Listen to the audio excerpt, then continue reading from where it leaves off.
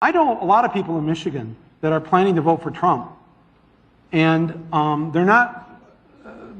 they don't necessarily like him that much, and they don't necessarily agree with him. They're not racist and rednecks, they're actually pretty decent people. And so I wanted to sort of, after talking to a number of them, I wanted to write this. And Donald Trump came to the Detroit Economic Club and stood there in front of the Ford Motor executives and said, if you close these factories as you're planning to do in Detroit and build them in Mexico, I'm going to put a 35% tariff on those cars when you send them back, and nobody's going to buy them. It was an amazing thing to see.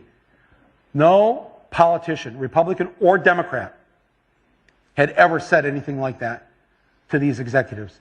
And it was music to the ears of people in Michigan and Ohio and Pennsylvania and Wisconsin, the Brexit states. You live here in Ohio, you know what I'm talking about. Whether Trump means it or not is kind of irrelevant because he's saying the things to people who are hurting.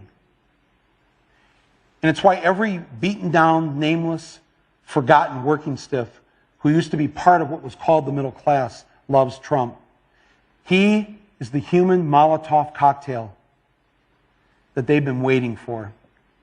The human hand grenade that they can legally throw into the system that stole their lives from them. And on November 8th, Election Day, although they've lost their jobs, although they've been foreclosed on by the bank, next came the divorce, and now the wife and kids are gone, the car's been repoed, they haven't had a real vacation in years, they're stuck with the shitty Obamacare bronze plan where you can't even get a fucking Percocet.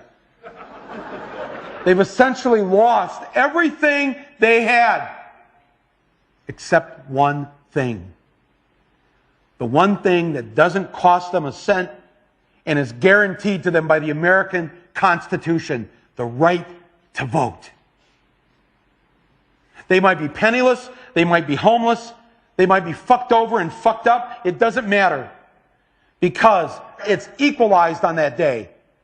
A millionaire has the same number of votes as the person without a job. One. And there's more of the former middle class than there are in the millionaire class. So on November 8th, the dispossessed will walk into the voting booth, be handed a ballot, close the curtain, and take that lever, or felt pen or touchscreen, and put a big fucking X in the box by the name of the man who has threatened to upend and overturn the very system that has ruined their lives. Donald J. Trump. They see that the elites who ruined their lives hate Trump. Corporate America hates Trump. Wall Street hates Trump. The career politicians hate Trump. The media hates Trump after they loved him and created him, and now hate him. Thank you, media. The enemy of my enemy is who I'm voting for on November 8th. Yes, on November 8th, you, Joe Blow, Steve Blow, Bob Blow, Billy Bob Blow, all the blows, get to go and blow up the whole goddamn system because it's your right.